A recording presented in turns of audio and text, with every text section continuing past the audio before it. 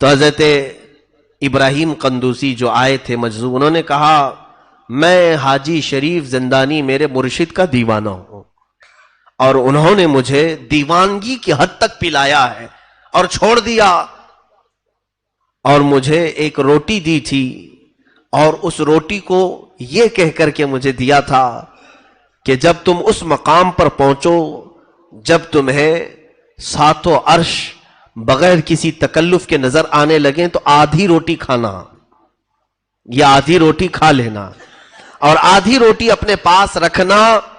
ایک بچہ آئے گا معین الدین حسن نام کا، یہ اس کی امانت رہے گی۔ میں اس آدھی روٹی کو پچھلے 30 سالوں سے سنبھال کر رکھا ہوں۔ آدھی روٹی کو، نہ روٹی سوکھتی ہے نہ سڑتی ہے، میری جھولی میں ایسی ہے۔ وہ روٹی اٹھائی، حضرت غریب نواز کو دیا کہ یہ آپ کی امانت ہے، اور اس کے بعد وہ اچھل کود کرتے رہے جیسے دیوانے کرتے ہیں، کپڑے پھاڑتے رہے اور بال اچھالتے رہے اور چلے گئے، غائب ہو گئے۔ حضرت سرکار غریب نواز ان کو پوچھ رہے تھے کہ حاجی شریف زندانی ہے کون جنہوں نے روٹی بھیجی ہے؟ یہ چشتی سلسلہ ہے کیا؟ حضرت ابراہیم قندوزی اچھل کود کرتے ہوئے کہے تو اسی لیے بنا ہے، تجھے سب پتا ہو جائے گا، تو اسی کام کے لیے پیدا کیا گیا ہے، تجھے سب معلوم ہو جائے گا، اب مجھے بتانے کی ضرورت نہیں، غائب ہو گئے۔ وہ آدھی روٹی کھانے کے بعد جو غریب نواز کی زندگی پلٹی ہے، اب دنیا سے رغبت ہی ختم ہو گئی، نہ انگور کے باغیچے میں دل لگتا تھا نہ پنچکی میں۔ اب تک تو قرآن کی تلاوت کرتے ہی رہتے تھے، لیکن اب بے قراری اتنی بڑی، آپ نے سوچا کہ اس دنیا فانی میں رکھا کچھ نہیں ہے، میں رب تبارک و تعالیٰ کے قریب بڑھنے کے لیے کسی شیخ کامل کی طرف چلتا ہوں، علم دنیاوی، علم ظاہری، علم شریعت مصطفیٰ صلی اللہ علیہ وسلم، علم باطنی، یہ تمام علوم کے لیے میں نکلتا ہوں۔ وہ 14 سال کی عمر ہے، اس وقت یہ باغیچہ پورا آپ نے بیچ دیا، پنچکی بھی بیچ دیا، اور جو مال ملا وہ سب فقراء اور مساکین میں تقسیم کیا، تھوڑا سا اپنے کھانے کے لیے اور سفر کے لیے رکھا اور نکل پڑے۔ کچھ لوگوں سے پوچھا علماء کا مرکز کہاں ہے، اقطاب اولیاء کہاں رہتے ہیں؟ کچھ لوگوں نے بغداد کا نام لیا، کچھ لوگوں نے سمرقند کہا، کچھ لوگوں نے بخارا کہا، کچھ لوگوں نے نیشاپور کہا۔ یہ بڑے بڑے، ظاہر سی بات ہے اگر آج ہم سے آپ پوچھیں گے کہاں علم کا مرکز ہے تو ہم بھی 2-3 چیزیں بتا دیں یا کوئی اور بتا دے۔ غریب نواز کو جب اولیاء کاملین کے مرکز کے بارے میں یہ تمام شہروں کا ایڈریس بتایا گیا، آپ نکل پڑے۔ آپ نے ارادہ کیا سب سے پہلے میں بغداد چلتا ہوں۔ بغداد کے سفر پر نکلے، کیسے؟ اسی سنجر سے جب نکلے تو کچھ بھی نہیں تھا، گھر بھی نہیں، کوئی چیز نہیں۔ راستے میں سفر کے دوران آپ کو میں حیرت انگیز بات بتا دوں، غریب نوازی کہتے کسے ہیں، آپ بیچ راستے میں پہنچے تو ایک ایسا ویرانہ تھا، بہت دور تک جنگل اور بیابان، جہاں ہو کا عالم طاری ہے، کوئی بھی نظر نہیں آتا۔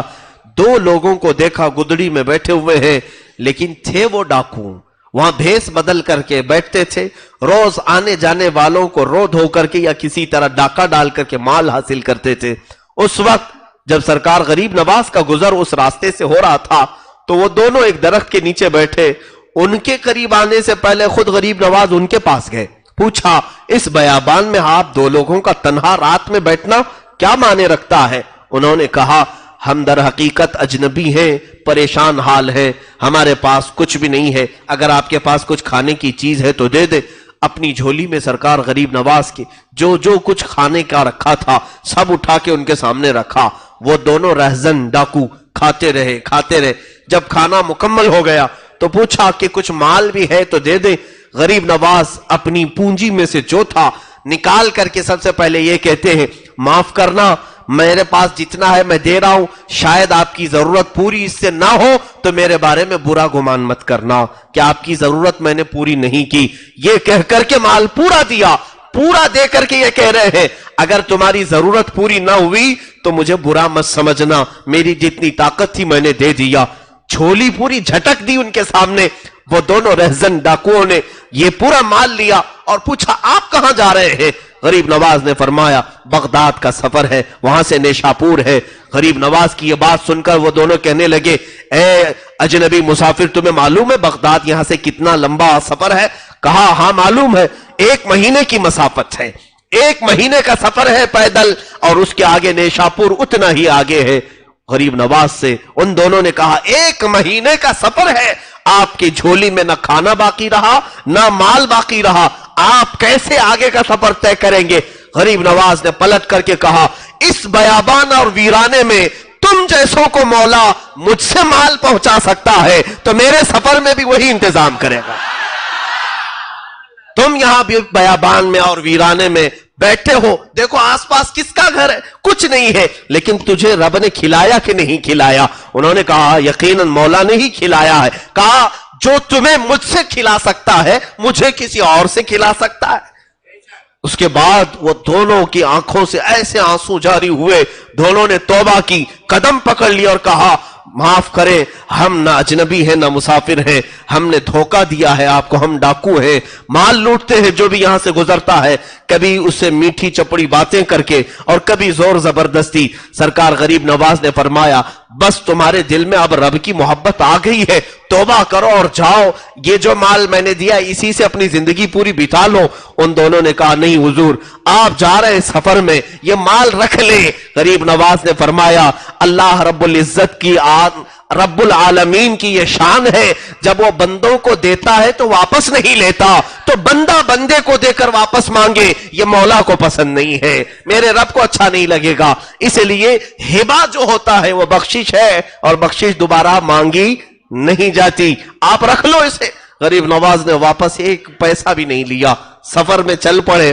بیچ راستہ رات کا آدھا پہر گزرا بھی نہیں تھا کہ ایک خاتون اس راستے پر اچانک وارد ہوئی اور کہنے لگی اے معین الدین حسن، آپ مسافر ہیں علم دین کے، آپ مسافر ہیں راہ خدا کے، کیا ہی اچھا ہو کہ آپ میرے گھر میں آج ایک دن مہمان نوازی کو قبول کر لیں۔ غریب نواز نے اس بوڑھی عورت کے گھر مہمان نوازی کو قبول کیا، کھانا کھائے، رات گزاری، صبح اٹھ کر کے چلے۔ وہ دونوں جو رہزن ہیں وہ غریب نواز کے مرید بھی ہیں، خلیفہ بھی ہیں۔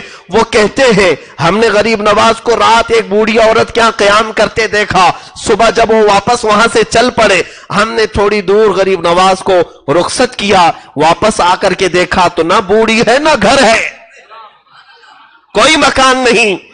اس وقت یقین ہوا سچ فرمایا تھا معین الدین حسن نے، جو بیابانوں میں جنگلوں میں ہمیں کھلا سکتا ہے وہ معین الدین کو تنہا کیسے چھوڑ سکتا ہے؟ سرکار غریب نواز رضی اللہ تعالیٰ عنہ کا یہ اعلیٰ توکل، کچھ نہ ہو کر سفر پر چلنا۔ میرے عزیزو یہ بولنا آسان ہے، کرنا بہت بھاری ہے، بہت مشکل کام ہے۔